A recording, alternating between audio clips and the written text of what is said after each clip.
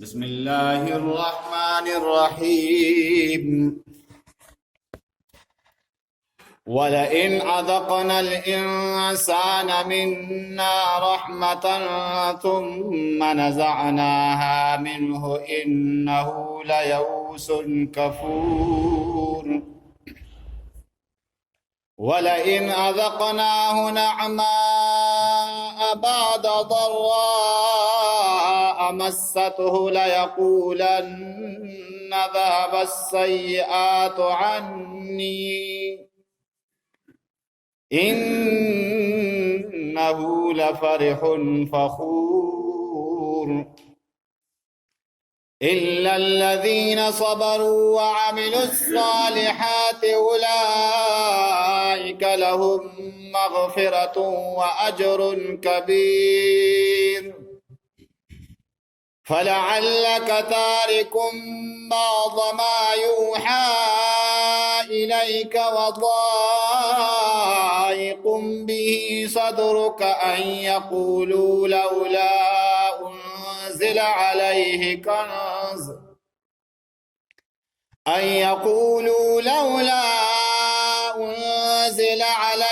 كنز أو جاء معه ملك إنما أنت نذير والله على كل شيء قدير وكيل. أم يقولون افتراه قل فأتوا بعشر سور مثله مفتريات وادعوا من استطعتم من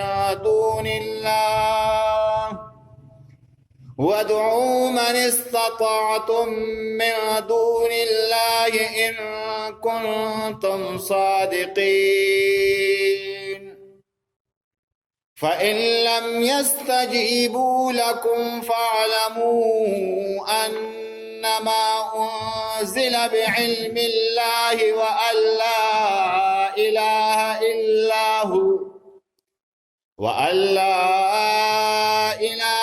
إلا هو فهل أنتم مسلمون. صدق الله العظيم. اللهم صل وسلم على سيدنا ومولانا محمد وعلى آل سيدنا ومولانا محمد أفضل صلواتك بعدد معلوماتك وبارك وسلم وصل عليه.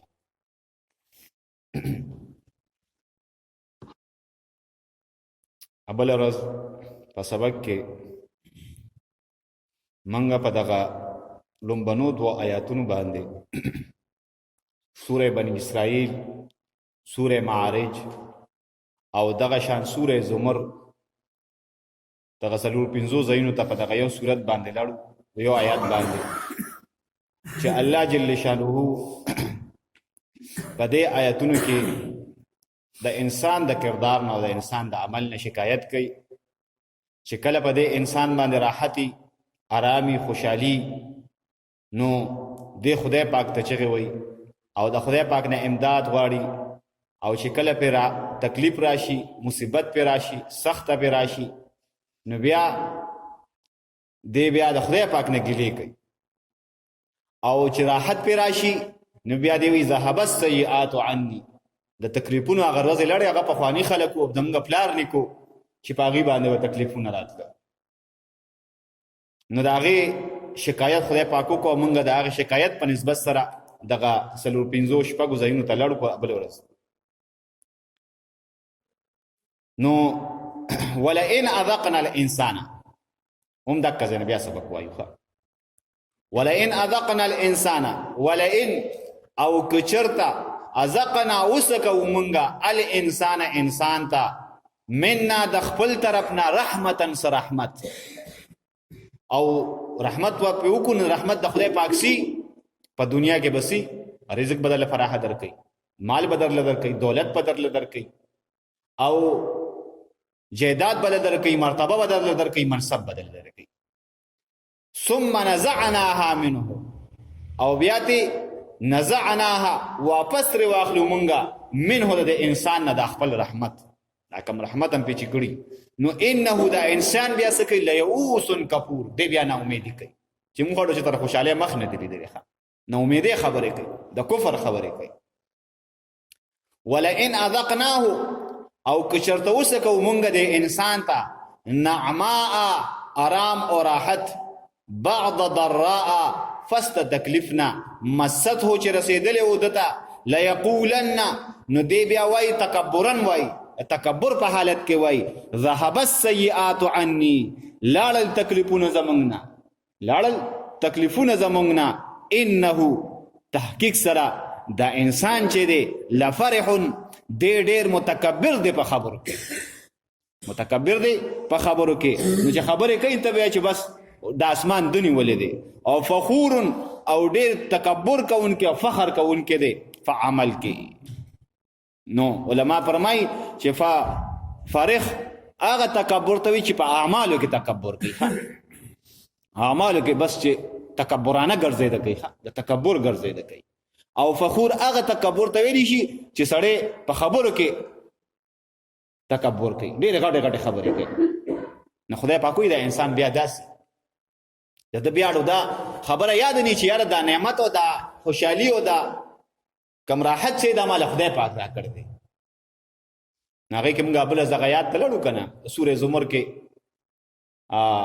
خدای پاک وویل کنه چې دا انسان بیا وایي چې دا خو ما ارڅه انما اوتیته علی علم دا خو ارڅه ما د خپل علم را کړی شوي دا خو بای ما ځان ستړی کړی ورځ شپې ته مې نه دي کتلې او اوور ټایم ته مې نه دي کتلې د ډیپټی ټایم ته مې نه کتلې خو بس کار مې کړی نو دا دونه دولت چې ما جمع کړی دا ما په خپل قابلیت باندې جمع کړی او خدای پاک وایي چې نه ولئن اذقنا الانسان منا رحمة ولئن اذقناه نعماء بعض ضراء او لا يسأم الانسان من دعاء الخير خدای پاک وایي داسې کې ستاسو کمال نشته دا که زه نه غواړم نو تاله څوک درکړي که نه تاله څوک روپۍ درکړي که ته چا نه سوال هم کوې خو چې هغه زه په زړه کې نه اچوم چې بهي د دې سړي باندې سخته ده او ده سره امداد وکړه نو تاله یې درکړي دا خو له زه زړه کې واچوم چې بهي دې راغې تا ته ودرېد ستا نه یې وغوښتو دې سړي باندې تکلیف دی ده سره امداد وکړه نو ته د انسان تاله نشي درکول نو خدای پاک وایي چې زه کله وغواړم بیا تاله څوک نشي درکول دا خو چې درکوم دا چې تاله دا دنیا کې دا دونه خلک پیسې در راغونډوي یا پیسې له در راځي دا زما برکت دی دا زما فضل دی پتا باندې کني ته یو ځان مونږه تیر سبق کې ویلو کنه چې خدای پاک وایي چې ته یو نوړې رزق هم نشه پیدا کولی خدا خو زه دا ټول کائنات مصروف کم دا ټول کائنات په حرکت کې راشي او دا غي نستا دا یو نوړې رزق جوړ شي نو ته دا غي باوجود بیا په اعمالو کې تکبر کې او په اقوالو کې تکبر کې او تکبر خدای پاک وایي دا زما صادر دی دې سره به ما سره بخپې نه غوځي الا الذين مگر هغه کسان داسې نه وي ځکه دا چې کم باندې خدای پاک رحمت کوي او رحمت خپل واپس واخلي نو دې بیا نه امیدي کوي آیا په چې رحمت کړي او رحمت په موجودي نو د تکبر خبرې کوي د تکبر اعمال کوي نو خدای پاک وایي خو هغه کسان نه الا الذين مگر هغه کسان نه صبرو چې د استقامت مظاهره کړی ده په ایمان باندې بس په خپل ایمان باندې کلک ولاړ دي که ډېرې فتنې ورته مخې ته راشي خو د خپل ایمان نه اوړي نه وعملوا الصالحات او عمل کړی دی د نیکو اولئک لهم دغه کسان لهم دوی دپاره مغفرة بخنه ده و اجر کبیر او خدای پاک وایي دې خلکو له به زه ډېر لوی اجر ورکوم لوی اجر نو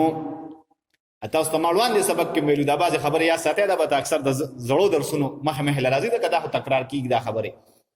چې یو تنخواه اخلي سړی او یو بونس اخلي نو دا جنت به خدای پاک ما او تاسو له خدای پاک هم دې نصیب کړي د ټول مسلمانانو دا به ما او تاسو له خدای پاک د عمل په نتیجه کې راکوي خو اوس یو بونس ورکوي مالک د کارخانې مالک نو هغه بونس په خدای پاک موږ له څه راکوي هغه خدای پاک خپل دیدار راکوي په جنت کې نو خدای پاک وایي واجر کبیر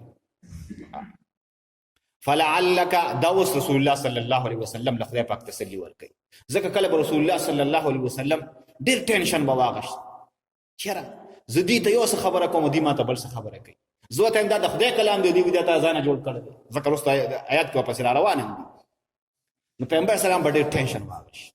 دغه شان بازار لناستو چې دا مې سره لیونو سره عمر دی د لیونو سره مې عمر دی نو خدای پاک با دل تسلی ورکا او تحریک به ورکو متحرک به چې پیغمبره چې دی خبره نه مې انت څه کې دی ته ولې دین پرې دی دی ته دین پرې دی نو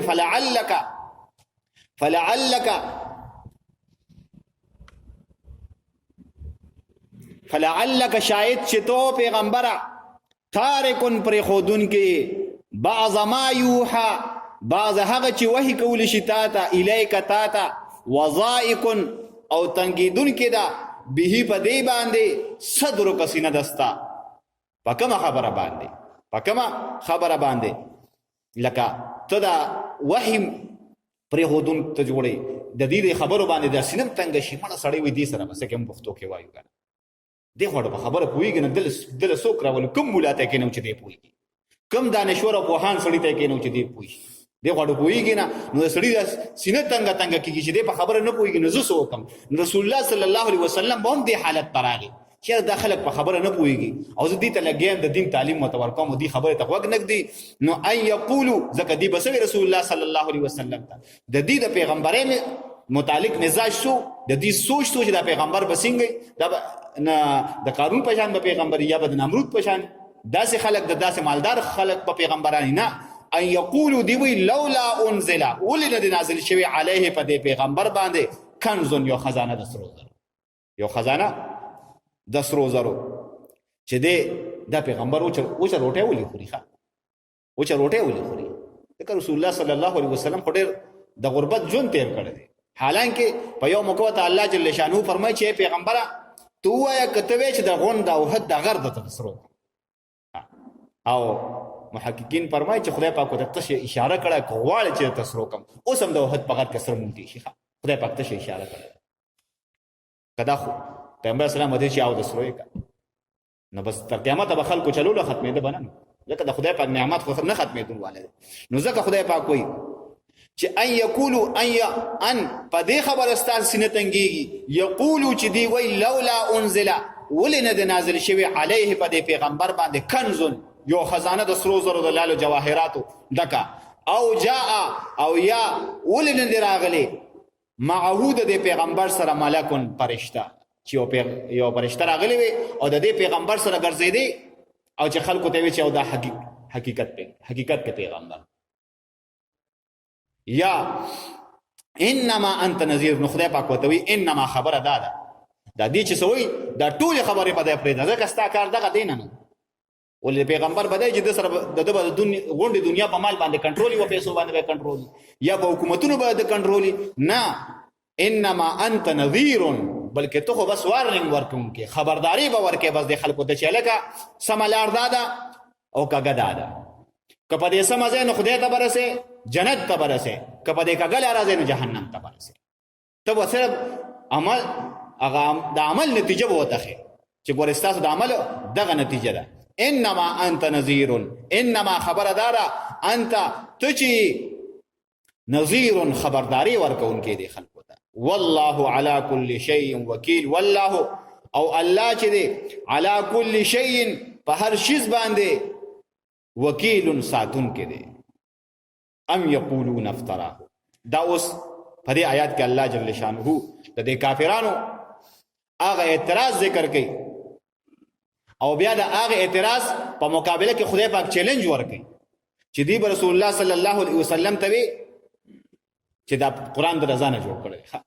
نو پاره کې تاسو ته یادی امیر صاحب تاسو ته یو واقعه بیان کړی و چې لبید د عربو ډیر مشهور شاعر و لکه چې زمون په پښتو کې رحمان بابا یا خوشحال خان بابا یا داسې حمزه بابا د پښتو ژبې ډېر غټ غټ شاعران دي نو دا لبیتیو دا دغه شانداره ډېر لوی شاعر نو یو صحابي لړ او ان اعطيناك الكوثر فصل لربك وانحر ان شانك هو الابتر د خانقابه په دیوال باندې ولګو نو لبید براته طواف پم کو او دیش تلاوت تبم کته دې صورت نو اخیری کې وسره ولیکل چې دا د انسان خبرې دي نه د انسان حالانکه هغه په شعر کې ټول وړاندې د ابو طالب صاحب د رسول الله صلی الله علیه وسلم خپل تر چې کافر د دنیا ته لري خداغه یو دیوان موجود دی اوس داسې دیوان چې غږی په شعر کې خو هغه دومره وړاندې خلک و چې هغه ګیمه کوه. خو ام یقولون او په دې کې یو کافر بلمو دی وایي دا رسول الله صلی الله علیه وسلم دې تاسو ته د پخوانو خلکو کیسې کې د نوح علیه السلام کیسې ته کې د هود علیه السلام، صالح علیه السلام او د ابراهیم علیه السلام او د اسحاق او د موسی علیه السلام او د هارون علیه السلام واقعه ته بیانې راځي. زه هم ته واقعي بیانوم او مافسن به ټک ترازه شنه چې هم پکې لګو خمدیدار او جمع دي تور چې هم پکې لګي او دې بس د بکار سو نو دې و شام ته تجارت لا نو الته نه بیان سره د دې وخت په نسبت سره به موږ ډایجسټ وایو. دا ډایجسټ خلک ګوري کنه اکثر د کالجونو یونیورسيټو د الکان د اسلامي کتاب ته توجه نه کوي، ډایجسټ زیات توجه کوي. حالانکه ټول دروغ یا کہانی پاږي کې په داسې انداز سره لیکي چې هغه ډېر لری بوتلی ته وای چې د کہانی د اند به کم ځای برابرۍ کو دې کې بس چل کېږي ناغي کې به ته لګیا هغه به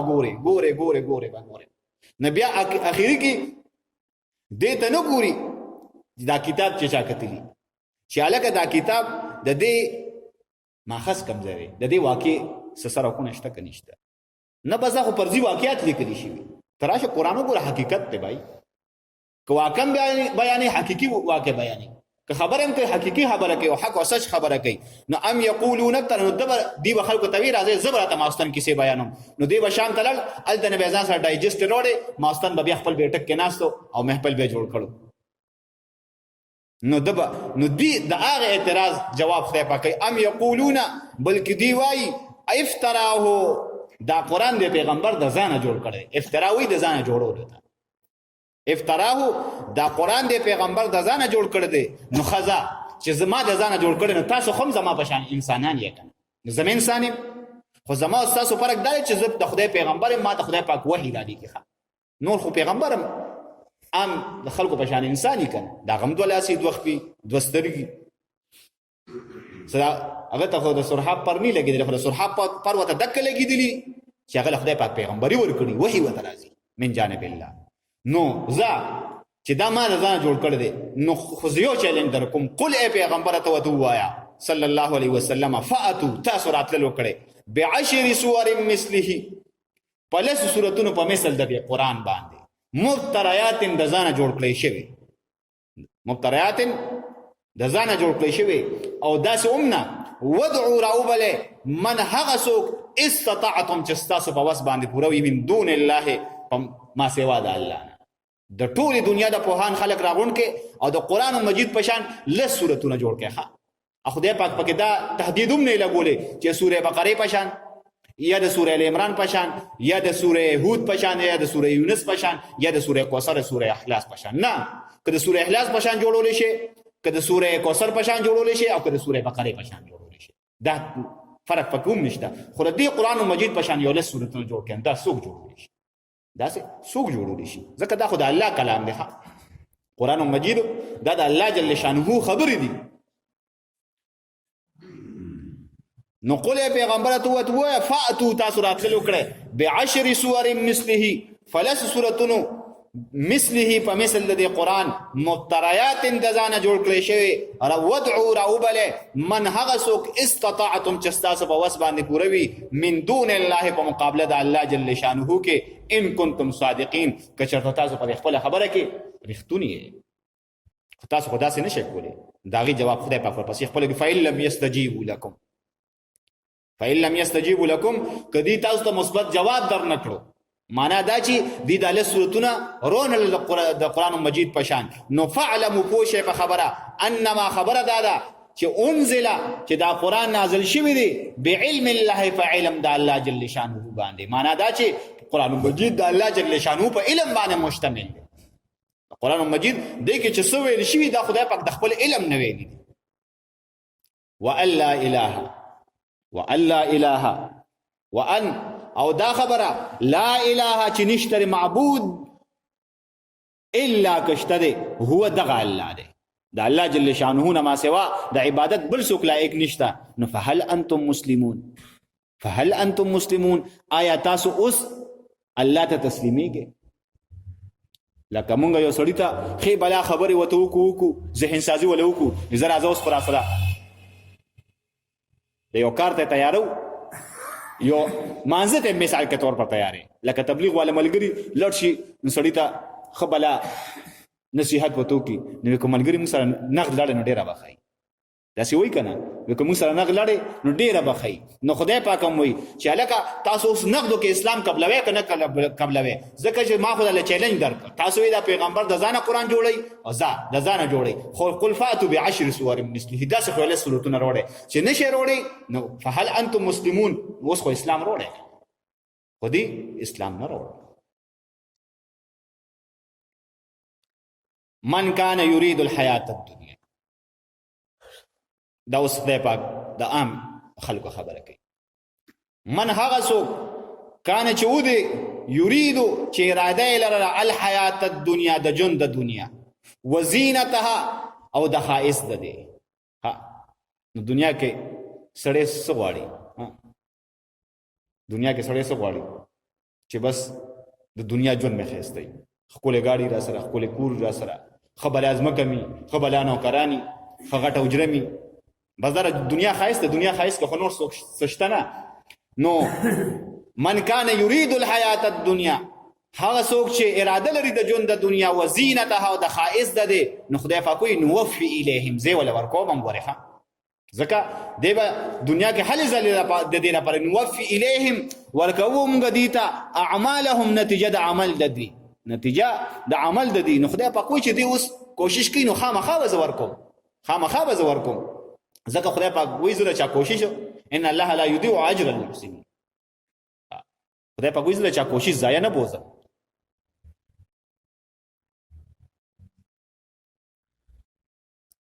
نو نوفي الیهم اعمالهم ورکوب مونږه الیهم دیتا اعمالهم نتیجه د عملونو دی فيها په دنیا کې نو چې بس په دنیا کې کدی د دنیا د لپاره حل ځلې کوي خدای پاک وي د دنیا ول ورکوم کله آخرت د لپاره حل ځلې کوي نه آخرت ولا خسته کوم